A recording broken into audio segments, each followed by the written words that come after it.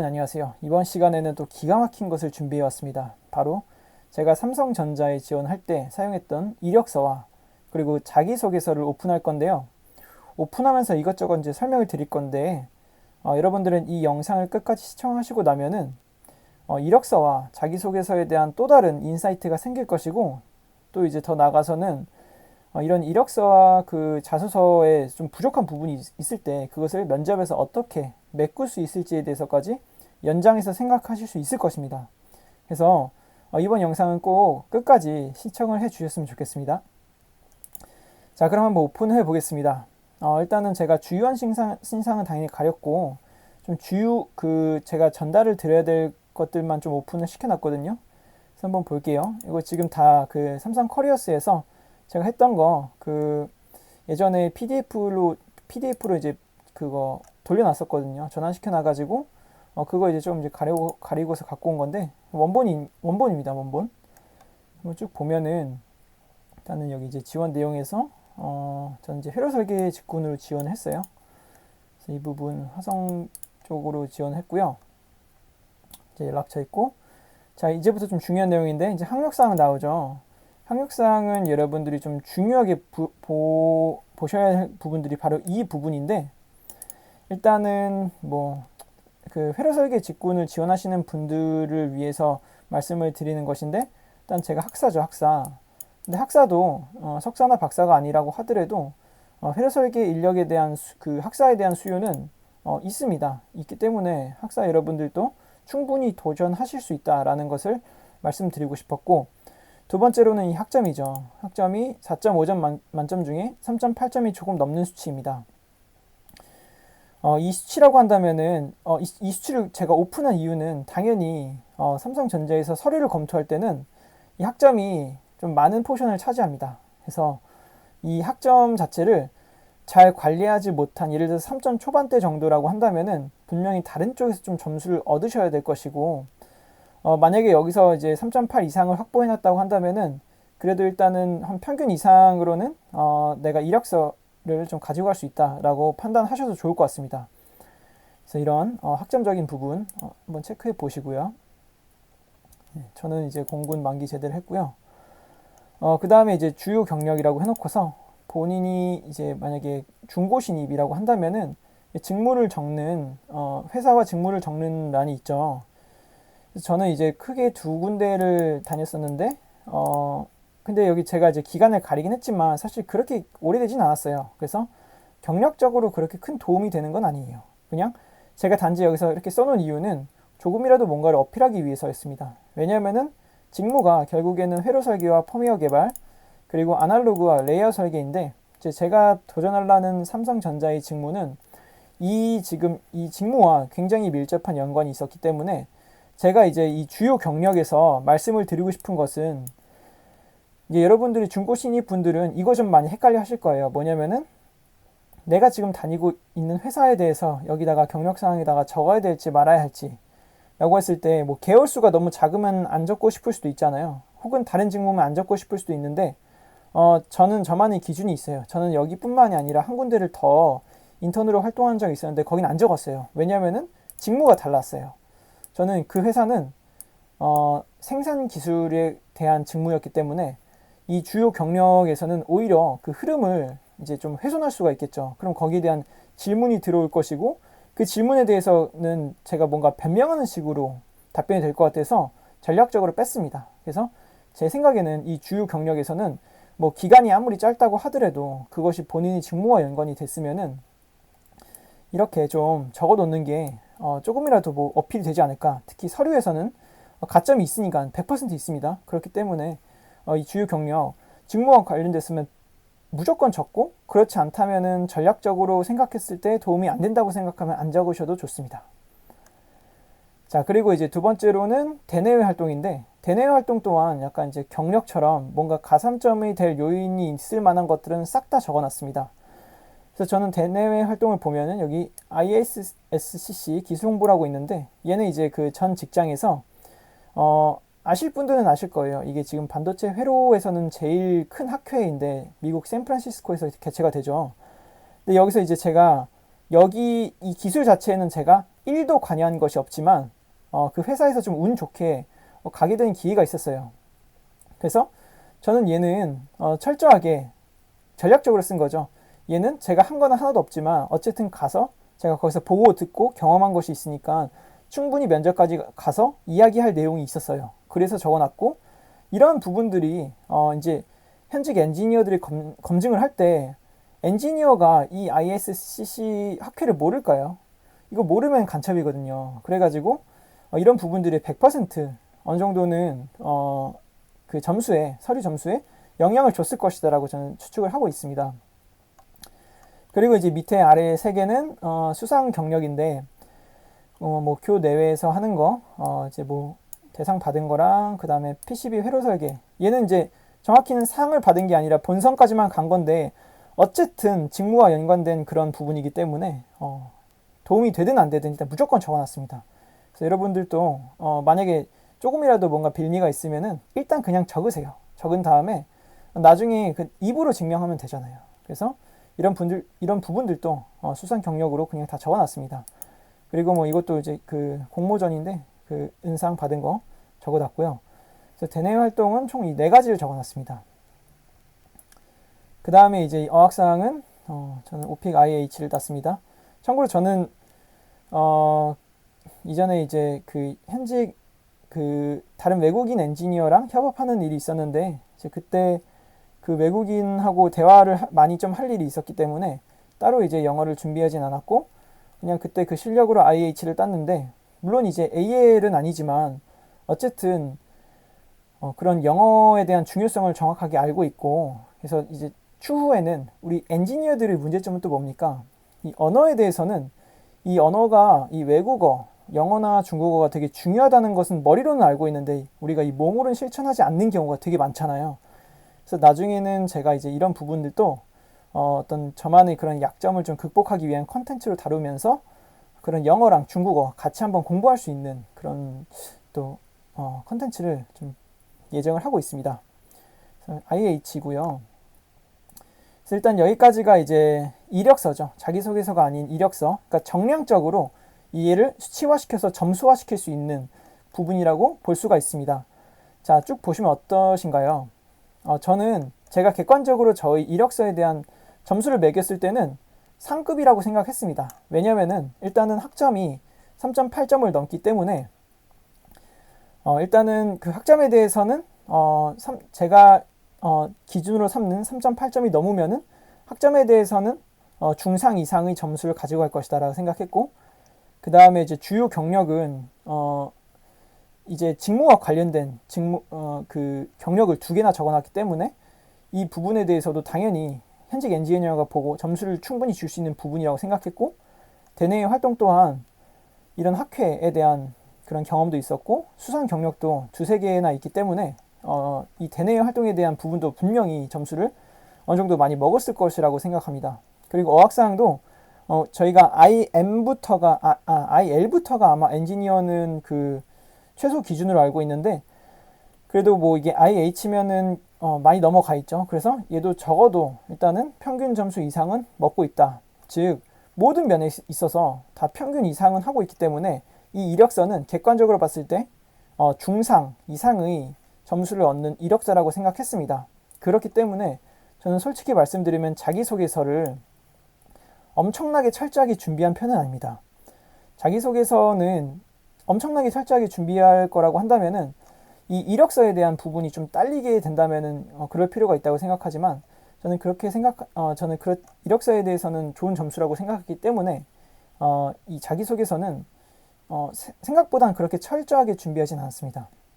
근데 그럼에도 불구하고 저도 이제 삼성을 몇 차례 도전했거든요. 근데 그 과정 속에서 이 에세이 부분, 이 자기소개서는 그냥 경험 좀 추가된 거를 이렇게 좀 추가시킨 것 이외에 전체적인 거는 거의 변함 없이 그대로 들고 왔고, 모두 일단 서류에서는 떨어져 본 적이 없기 때문에 충분히 이력서와 자기소개서 참고하셔도 좋을 것 같습니다.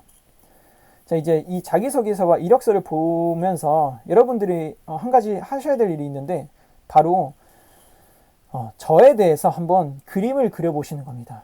여러분들이 저희 얼굴도 모르고 제가 뭐 어떻게 살아왔는지도 잘 모르지만 이 이력서와 이 자기소개서를 쭉 보시고 제가 하는 말을 들으시면서 어떤 저라는 그 캐릭터를 좀 이렇게 그려보실 수 있을 것입니다. 예를 들면 이 사람은 인생에서 얼마나 많은 도전을 해왔고, 얼마나 많은 실패를 맛봤고, 얼마나만큼의 인사이트가 있으며, 교우 관계는 어떤지, 일은 잘할 것 같은지, 이런 것들이 어느 정도 좀 보일 거예요.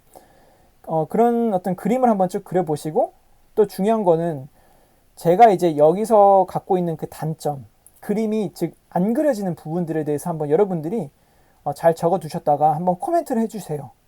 코멘트를 해주시면은 제가 그 코멘트 한 내용을 기반으로 했을 때 제가 어떻게 그 코멘트 한 내용을 면접 때 극복했는지에 대해서 또한 정리해서 말씀을 드리겠습니다. 이 부분이 굉장히 더 중요하거든요. 그림이 전체적으로 그려지지 않으면은 면접관을 설득할 수가 없거든요. 그래서 그렇게 이제 그림을 완전하게 그릴 수 있게끔 해주는 그 마무리 작업은 다 면접에서 이루어집니다. 그래서 여러분들이 저에 대한 그림을 한번 그려주시기 바랍니다. 자, 이제 그 자기소개서 한번 들어가 볼게요. 보통 이제 삼성은 취미 특기 적게 돼 있고, 저는 이제 배드민턴이랑 플룻이라 적어놨는데 얘는 뭐 크게 중요하진 않아요. 이것도 면접에서 말씀을 드릴 수 있을 내용인데 자기소개서에서는 크게 중요하지 않습니다. 저는 뭐 플룻을 면접 때 물어보긴 했는데 얘는 진짜 제가 봐도 그냥 학불에 영향을 주지 않는 그런 질문이었다고 생각합니다. 그리고 존경하는 인물 또한 그렇게 크리티컬하진 않지만 차라리 이 이유 쪽에다가 좀 포커스를 두는 것이 중요하다고 생각합니다. 그래서 저는 정재현 명예회장님을 선택을 했는데 저희가 알고 있는 그 배지밀 있죠. 그 배지밀을 만드신 분이거든요. 원래는 의사셨는데 이제 이런 부분들을 유당 불내증이라는 것을 연구하시면서 이제 창업까지 연결하신 거죠. 그래서 굉장히 어떻게 보면은 이 사업가로서 인사이트를 크게 받을 수 있는 부분이기 때문에 일회성으로 존경하는 것이 아니라 지금도 충분히 존경을 하고 있습니다. 이 부분은 SA2와 연결이 또 되니까 한번 잘 봐두시기 바랍니다. 자, 이제 SA1에서는 이제 물어보는 게 뻔하죠. 지원한 이유와 입사 후의 포부, 이루고 싶은 꿈 같은 것들 기술하라고 되어 있습니다. 그래서 이 부분들은 사실 저는 크게 그렇게 그 형식이 중요하다고 생각하지 않습니다. 결국에는 얘는 엔지니어 분이 읽었을 때 어떠한 키워드가 있는지 정도만 살피기 때문에 여기서는 뭐 여러분들이 뭐 어떤 철학을 쓰든 신념을 쓰든 뭐 그런 것들보다는 어떤 키워드들 위주로 좀 준비를 해 주시는 게 좋을 거라고 생각합니다. 저는 여기서 뭐 저희 신조도 밝히고 여러 가지 제가 한 것들을 이렇게 주절주절 썼는데 결국에는 여기서 CIS, CMOS 이미지 센서죠. 저희 갤럭시 카메라에 들어가는 거 다 CIS입니다. 그래서 이런 센서들에 대한 거 굉장히 많이 여기저기 다 밝혀놨죠. 그래서 그냥 딱 봤을 때 이 단락을 봤을 때 현직 엔지니어가 이 사람은 일단은 굉장히 하고 싶은 거 하나만큼은 명확하구나라는 인상을 심어주기 위해서 일단은 CIS를 여기저기 도배를 해놨고 그에 대해서 제가 어떤 식으로 준비했는지 뭐 예를 들면 ADC에 관련된 다이나믹 비교기를 연구했고 뭐 이미지 노이즈 캔슬링에 대해서도 생각을 하고 이런 것들에 대해서 적어놓음으로써 이 사람이 관심도 있는데 어느 정도 무언가를 했구나. 그래서 이 신조와 연결이 되는구나. 열정을 가지고 있구나. 라는 것을 밝히는 정도로 썼습니다. 물론 지금 보면은 굉장히 좀 부족한 점들이 많이 있지만 결국에는 엔지니어들이 검토할 때는 이런 부분들만 검토를 할 것이기 때문에 그렇게 막 신경을 쓰진 않습니다. 자, 두 번째로는 여기 좀 여러분들이 어려워하실 수도 있는데 좀 삼성만의 어떤 좀 특별한 부분이죠. 바로 성장 과정을 간략히 적는 건데 여기 좀 이제 그 글자 수도 1500자였나 아마 굉장히 길었던 걸로 기억합니다. 그래서 저는 여기에 대한 포인트는 한 가지로 잡았는데 제가 삶을 살아가면서 얻었던 인사이트에 대해서 통찰력에 대해서 명확하게 밝히는 것입니다.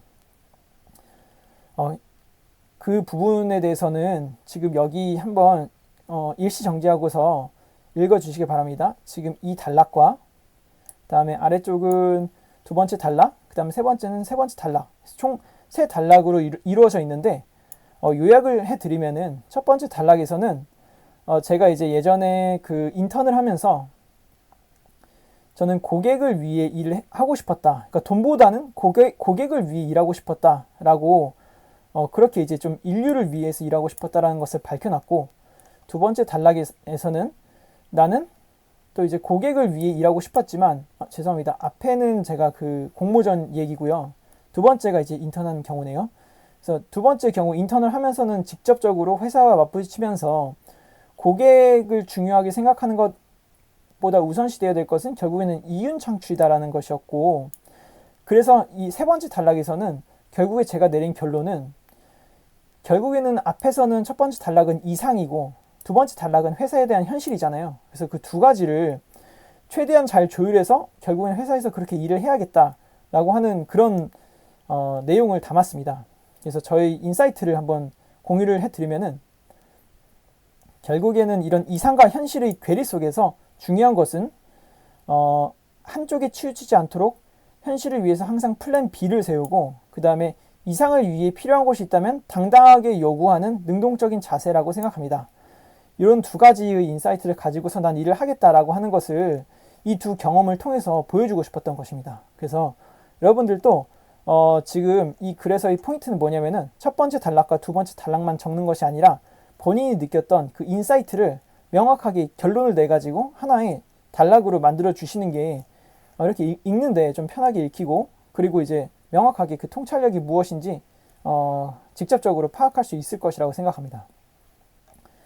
자, 그리고 이제 세 번째는 사회 이슈를 다룬 내용인데, 이제 솔직히 말하면 여기는 저는 자율주행 자동차를 썼죠. 사실 여기는 이제 한창 현대 자동차의 자율주행 직무와 직무에 이제 지원을 같이 하면서 거기서 좀 따온 것이기 때문에 타겟이 삼성은 아니었습니다. 그렇기 때문에 저는 여기다가 비중을 전혀 두진 않았어요. 솔직히 지금 보면은 내용이 이불킥 하고 싶은 그런 내용들로 구성이 되어 있는데, 그러니까 막 좀 말도 안 되는 내용이라고 해야 되나? 그런 내용들이 좀 많이 있는데, 근데 저는 그렇게 그때 알았으면서도 안 고쳤어요. 왜냐면은 얘가 그렇게 중요한 그런 단락은 아니기 때문이라는 걸 알고 있었기 때문이죠.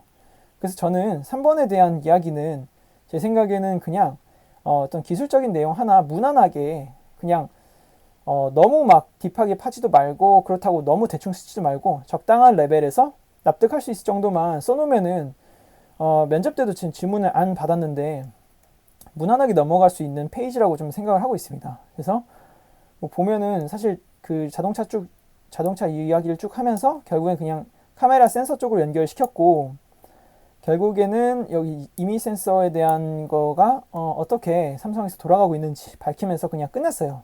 굉장히 무난하죠. 뭔가 인사이트가 있는 것도 아니고, 제가 엄청난 뭐 기술적 지식을 갖고 있는 것도 아니지만, 뭐 이런 내용들을 통해서 뭐 관심은 있구나 정도만 이렇게 보일 수는 있겠죠. 그래서 에세이 3번은 그렇게 중요하지 않다고 생각합니다. 이제 반면에 에세이 4번은 제일 중요한 부분이라고 생각하는데, 왜냐하면 요즘에는 이 직무 적합성에 대한 그 평가를 굉장히 중요시하고 있습니다. 그렇기 때문에 이 직무 적합성에 대해서 볼 수 있는 자기소개서 항목은 이 4번 항목이라고 생각을 하거든요. 왜냐하면 본인이 관련된 이런 직무와 그 다음에 이런 전문 지식을 다 서술할 수 있는 부분이기 때문이죠. 그래서 마찬가지로 저는 여기가 이제 에세이 1번처럼 키워드 위주로 서술을 하되 플러스 알파로 무엇이 중요하다고 생각했냐면은, 그것을 통해서 알게 된 그런 깨달음이나 사실에 대해서 반드시 밝히는 게 중요하다고 생각했습니다. 그래서 이제 단락이 3개가 있죠. 3개가 있는데, 첫 번째는 이제 ADC를 공부하기 위해서 다이나믹 비교기를 연구를 했다. 두 번째는 RF 회로를 영향을 기르기 위해서 5.8GHz 밴드패스 필터를 만들었다. 세 번째로는 CIS 모듈을 개선하면서 센서의 기본을 닦았다 라고 했는데, 이렇게 밝히면서 했던 것들을 간단히 서술하고, 반드시 여기에 대해서는 제가 글을 통해서 깨달았던 것들을 굉장히 엔지니어들이 이해하기 쉬운 그런 키워드를 활용해서 적었습니다. 지금 ADC 회로, 전력, 면적, 속도 간의 트레이드 오프, 타겟, 스펙, 이거 다 엔지니어들이 쓰는 용어거든요. 그래서 이런 것들로 지금 다 구성해놨고, 이 밑에도 지금 이를 통해부터 보면은 스미스 차트, 집적 회로, 임피던스, RF 관계, 이런 부분들도 RF 쪽에서 좀 중요한 키워드들이죠. 그리고 이제 세 번째도 마찬가지로 여기 이 과정에서부터라는 말부터 CIS, 그 다음에 기술의 트렌드, 노이즈 캔슬링 이런 부분들도 굉장히 중요한 그 엔지니어적인 부분입니다. 그래서 이렇게 키워드를 밝히고 그에 대한 깨닫게 된 점을 엔지니어적인 언어로 풀어서 적어놨습니다. 자, 지금 이렇게까지 해가지고 제가 했던 이력서와 그리고 자기소개서 모두 정말 하나도 빠짐없이 오픈을 했는데, 자, 이제 아까 중간에 제가 숙제를 내드렸죠. 이 이야기를 들으면서 이력서와 자기소개서를 보면서 저에 대한 그림을 그려보셨는지 묻고 싶은데, 이 부분에 대해서는 제가 다음 영상에 대해서 제가 저만의 그림을 어떻게 그렸었고, 그리고 그림이 그려지지 않은 부분들은 어떤 식으로 생각을 했으며 그것을 면접 때는 어떻게 해소를 할지에 대해서 또 공개를 하도록 하겠습니다. 여러분들도 이 이야기를 들으면서 분명히 이력서에서는 이러한 부분들이 점수화되고 이런 부분들이 중요하겠다. 자기소개서에서는 이러한 부분들을 포인트로 삼아야겠다라는 것들을 얻으실 수 있으셨을 것이고, 그리고 저에 대한 그런 그림이 안 그려지는 부분들에 대해서 한번 댓글로 남겨주시면은 제가 이제 그것을 다음 강의에 반영해가지고 면접 때 어떻게 커버했는지까지 연결시켜서 설명드릴 수 있도록 하겠습니다. 이제 2월 20일이고 오늘 날짜가 2월 20일이고 그 다음에 이제 3월부터 삼성이 또 공채가 진행이 아마 되겠죠.